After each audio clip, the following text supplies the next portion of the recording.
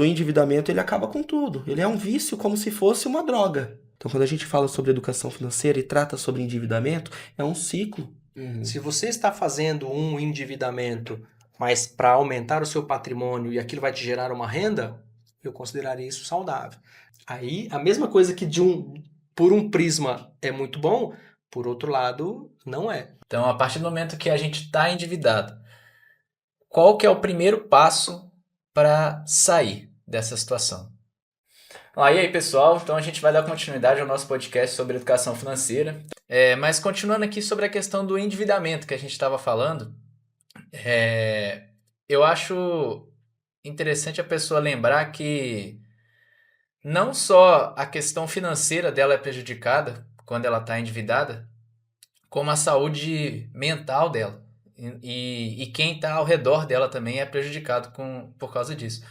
Então eu queria que vocês me falassem um pouco qual que é as consequências que vocês veem, na verdade, as principais, seja na saúde mental ou seja no bem-estar da pessoa, seja o dela quanto da família, quando essa pessoa se encontra numa situação de endividamento sem uma luz no final do túnel. É bom você tocar nesse assunto. Se a gente pegar os principais momentos de crise que nós tivemos no mundo, né? Crise de 29. O que aconteceu? Muita gente se matando. De verdade. Se jogando de prédios, né? Crise recente de 2008, 2009, né? Também não foi só uma... Não vou nem citar o nome do que foi falado, né? Mas não foi algo pequeno, tá? O mundo sofreu com isso, tá? Então...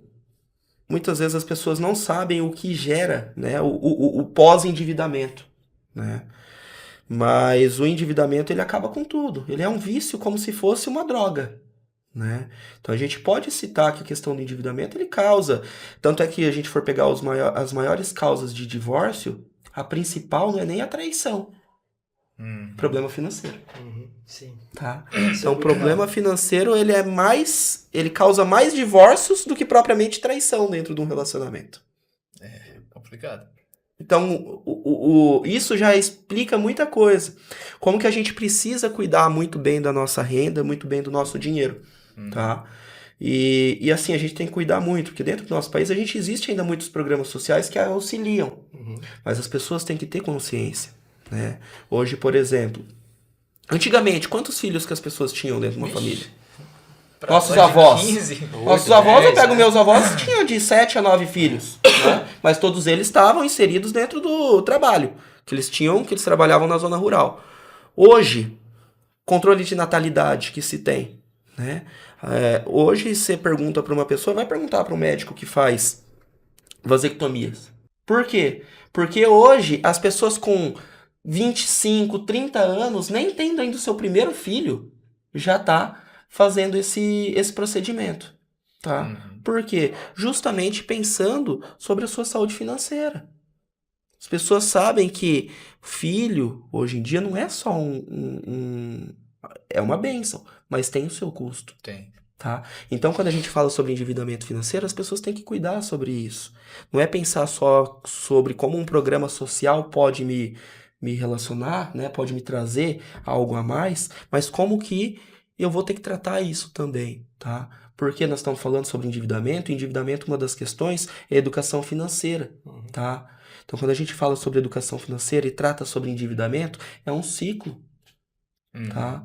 E se essa criança já cresce dentro de uma família onde ela não tem um controle financeiro, a expectativa futura dela é que ela tenha o mesmo comportamento, porque o comportamento ela já vem, ela não existe de vir de sangue, ela vem do seu comportamento familiar, de como que ela viu esse crescimento, tá? Existe como mudar? Claro que existe, tá? Mas isso tende a ser um ciclo. Tá? Então, quando a gente fala sobre essa questão, ele gera vários problemas, o endividamento. Tá? E quando a gente fala sobre família, é um problema muito maior. Quando o endividamento ele é individual, ele é pessoal, talvez ainda você tenha onde recorrer. Tá? Mas talvez quando envolve mais pessoas atreladas a você, você tem que tomar um cuidado um pouco maior. Redobrar os cuidados. Né? Eu acho que a gente vai conseguir meio que amarrar as pontas de umas coisas que a gente já falou aqui, que é justamente contra aos tipos de endividamento que existe. Então, vocês acham que existe aquela dívida que é saudável e a dívida que é arriscada? Existe a possibilidade da pessoa estar endividada de maneira ruim ou endividada de maneira saudável. Acho que Eu acho que existe. Eu vou até usar o exemplo do Raul, quando ele citou a compra do imóvel. Se você está fazendo um endividamento, mas para aumentar o seu patrimônio e aquilo vai te gerar uma renda, eu consideraria isso saudável. Desde que você tenha condições, óbvio, de arcar com a parcela ali do financiamento, caso o imóvel fique fechado. Né? Então, digamos que isso seria um endividamento bom. Você está aumentando o seu patrimônio, mas também, ao mesmo tempo, você precisa de um certo capital para fazer isso. Né? Agora, se você não tem condições, aí isso já se tornaria um grande problema. Caso o seu orçamento seja muito justo, e aí você contava com o aluguel do imóvel, e agora o imóvel passou um ano fechado, sem ter essa renda que você esperava, e você não tem condições de arcar com ela. Aí, a mesma coisa que por um prisma é muito bom, por outro lado, não é. Né? Então, assim, de novo, qual é o limite? É o seu limite orçamentário. A gente não pode dar um passo maior do que a perna. A gente tem que dar um passo consciente de que se algo der errado, eu tenho condições, com o meu próprio salário, com o meu próprio recurso, de solucionar. Tá? Então, eu acredito que é o grande depende, né? É o grande depende. Sim. Depende da situação em que você se encontra. Tá? Depende da situação que você está momentaneamente, que você espera chegar no futuro. Até complementando, só pra gente fazer rapidamente disso, quando a gente fala sobre esse tipo de endividamento ser saudável ou não, se a pessoa ela paga aluguel, ela tem uma dívida, ela não tá pagando aquilo ela faz parte do seu custo mensal. Agora, se ela transfere isso para um financiamento, talvez ela vai pagar por muito tempo, mas ela tá trazendo isso para o endividamento. Então é para complementar isso do Ricardo. Qualquer uma delas vai ser um custo dentro da sua receita. Aí você tem que saber adequar o que é um custo válido e o que não é um custo válido.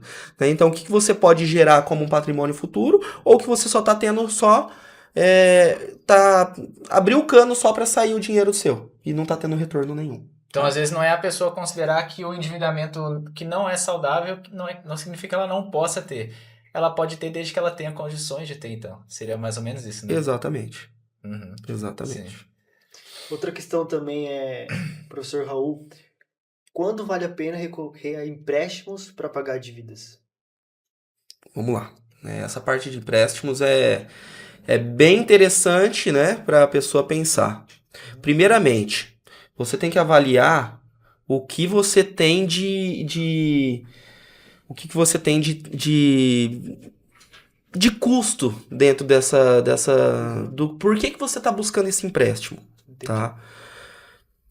Eu tenho uma dívida que vai me gerar X% de juros, né? Talvez é melhor eu renegociar ela ou buscar uma outra linha de crédito para poder pagar. Tá? Então, eu tenho uma dívida hoje que me está cobrando 3% ao mês. E eu tenho condição de trocar ela por uma outra dívida que me gera um custo de 1,5% ao mês. É válido trocar? É válido. Então, assim, depende muito também de para que você está pegando o empréstimo. Muitas vezes a pessoa pega apenas, igual você citou, para comprar um iPhone. É válido? Não, não é. Tá? Então, isso vai depender muito do que você vai buscar. Tá? E quanto que você vai pagar, porque às vezes você vai estar pagando 3, 4, 5 vezes o que você está comprando. Do produto. Então vamos tentar finalizar, nosso tempo já está corrido aqui, mas eu não poderia deixar de perguntar para a gente encerrar esse bloco sobre endividamento, o que o nosso público mais quer ouvir. Então, a partir do momento que a gente está endividado, qual que é o primeiro passo para sair dessa situação? O que eu faço? Como eu começo? Eu acho que o primeiro passo é você entender a sua realidade. Então, você tem que colocar no papel. Se você não controla o teu orçamento e está em uma situação de endividamento, primeiro passo é enxergar a sua realidade. Espera lá, vamos levantar qual é o tamanho da minha dívida, né? Onde é que eu errei, tá? E vamos primeiro entender e assumir esse passo. Num segundo momento, criar alguma estratégia para sair dele. Mas a segunda, né, na verdade, estratégia seria interromper o consumo supérfluo. Parar de gastar aquilo que de fato não é necessário. Tá? Então, fechar a torneirinha do dinheiro.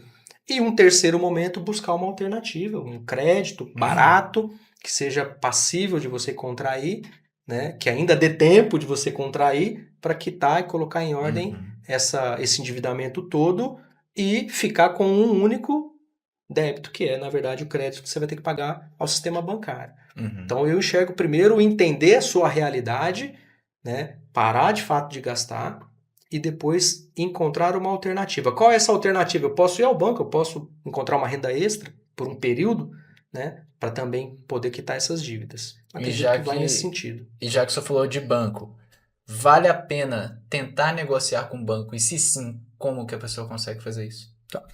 Vale a pena, tá? Até trazendo uma informação que muitas vezes as pessoas não sabem, né? E pensam que naquela questão de caducar a dívida, né? Que a gente até citou. Estava comentando anteriormente sobre caducar a dívida, né? Então, não existe essa questão. Muitas vezes isso é um mito dentro da nossa sociedade, que as pessoas acham que com 5 anos caduca a dívida. Mas os bancos se conversam. O mercado financeiro se conversa, né? Isso fica tudo registrado no Banco Central. Se você empresta um dinheiro para mim e eu não te pago, depois você vai me emprestar novamente? Não. Não. Pronto. Ou se você me emprestou e eu paguei só uma parte para você, 20% do que você me emprestou, você vai me emprestar novamente? Não. Ótimo. Então é assim que funciona também o mercado financeiro. E os bancos se conversam, o mercado financeiro se conversa, tá? Então tudo é válido você buscar. Primeiro momento, não deixa passar. Porque quanto mais você passa, quando você assina um contrato de qualquer coisa que você faz, você está assinando que você está aceitando um pagamento de juros mensal, diário ou anual, tá? Então não existe isso. Ele vai te dar o desconto para você pagar depois, mas busca primeiramente você tentar negociar antes do que virou uma enormidade a sua dívida, tá? Então isso é muito importante. As pessoas pensem no seguinte: não caduca com 5 anos, tá? Tá? Então existem também vários profissionais, né, de áreas né, da parte de defesa do consumidor, A parte jurídica também auxilia exato, bastante. jurídica que acaba auxiliando, mas assim, beleza, vai sair o seu restritivo ali, mas isso fica no histórico. Quando você não pagar o último centavo, e mesmo pagando o último Ainda centavo, o fica no histórico histórico. persiste. Uhum. Né? É.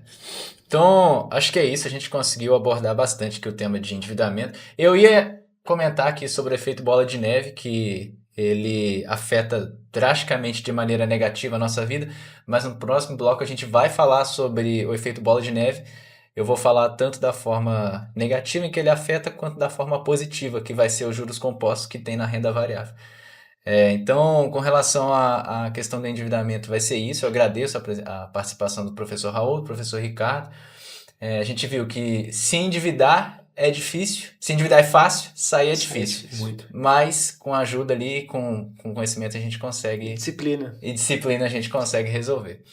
Mais uma vez, muito obrigado. É isso. Pessoal, a gente aguarda vocês no próximo bloco. Muito obrigado.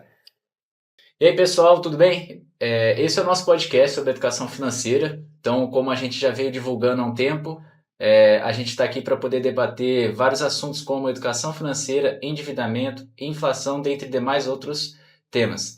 Então, se vocês querem aprender mais sobre isso, acompanhe a gente e dá like no canal. Então é isso, pessoal. Só gostaria de agradecer aqui aos nossos colaboradores, né, o Agrociência Podcast.